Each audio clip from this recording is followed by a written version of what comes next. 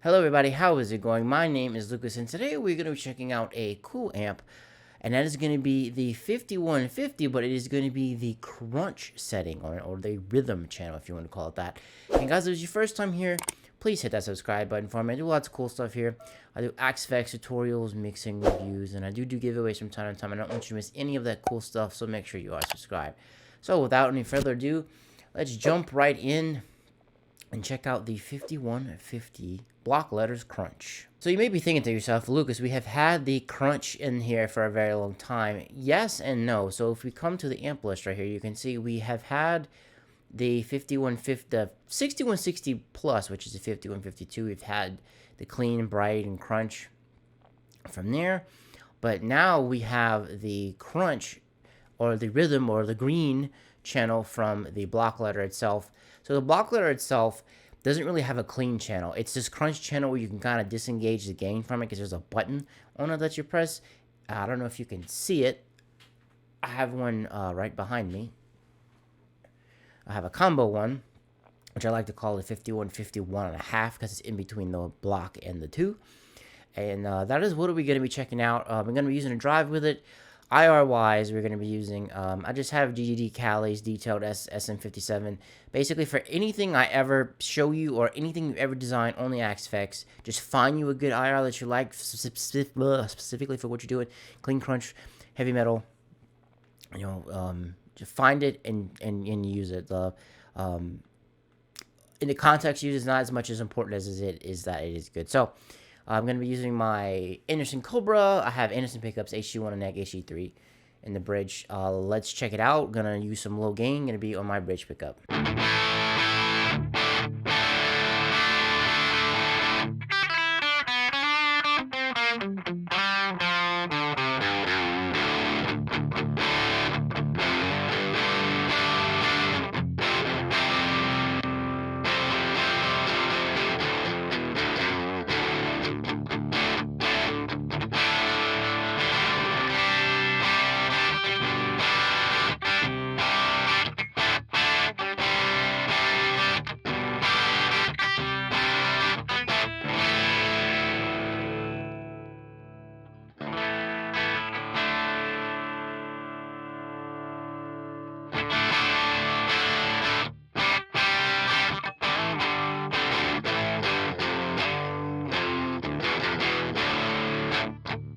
Forgot to mention I am in drop D, by the way. So as you can hear, when you lower it a little past 3, things get kind of a little thin.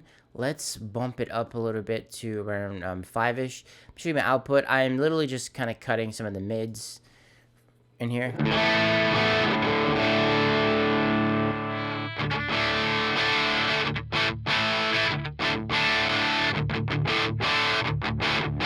Have them cut because if I go on my bridge in series, I have a lot of thick meaty mids in there. If I go in parallel, it kind of cuts it a little bit.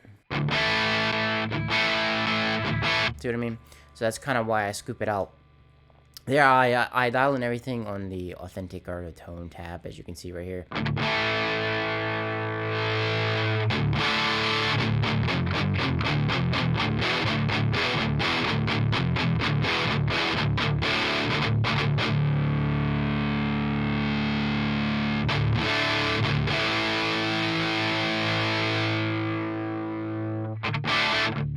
As you can hear, when you push it, it gets very, very, very fuzzy. Believe it or not, albums have been recorded with this channel before. The last Slyosis album was recorded using this. It wasn't recorded using the lead channel, which is really cool because everyone was always ranting and raving about the Lee/Red channel. It's the red LEDs. When I'm talking about the colors, it's the LEDs that are on the amp, by the way. Everyone's ranting and raving about this. I think this green channel, it's very underrated because you can get some really cool tones out of it. So you can get, if we back it off to around 3, we can get some kind of more mellow stuff out of it.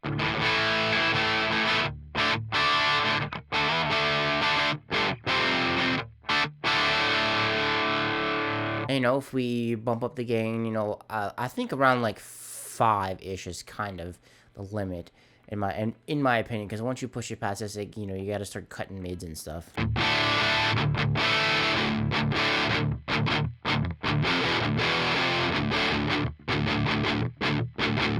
Actually, that's kind of cool right there. See if you push it past that. You can still get away with it at 6, but it is still a little bumpity. So we're going to pull it back down right around there. I didn't really mess with the master. I had kind of messed with it, but I left it like right there. This one is going to be, you're going to have to kind of push the volume a little bit more. And here I had to do that to get it louder, so in my room to where I could actually, hear it and kind of jam with it. I want to test this thing out with some pedals. So I have 2 that we're going to be looking at. We have the Precision Drive, and we have the good old 808. Let's try out with 808. As you can see, tones right there. This amp is kind of dark, so whenever you initially start it up and you're trying to build with it, it's going to be dark. So you're going to have to cut some mids out of it. You're going to have to bump, as you can see, I have the bright switch on here. I just kicked it on so that way it could be, I'm not fighting, pushing up the treble super high. So let's see what it sounds like with the 808.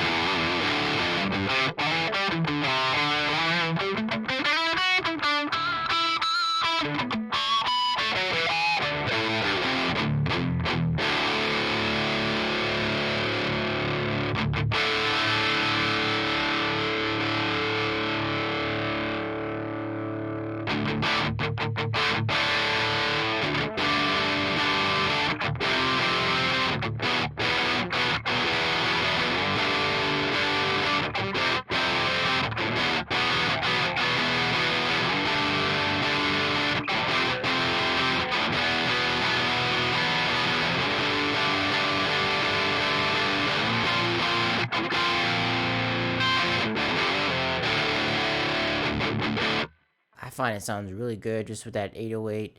It gives it a little more sizzle on the top end, which is really good. And I increased the bass in it because I didn't like how much it sucked it out of it.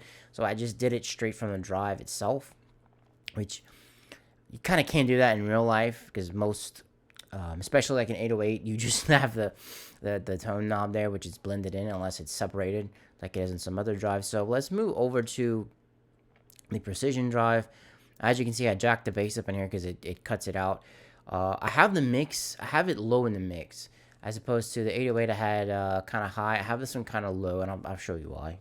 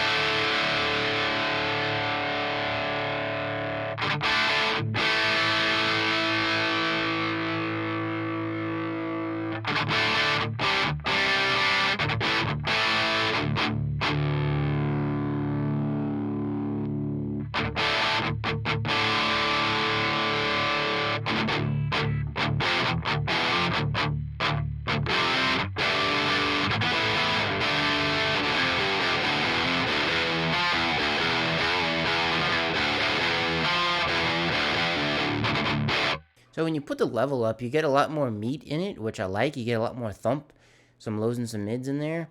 Yeah, I mean, I've still got the bass running right there.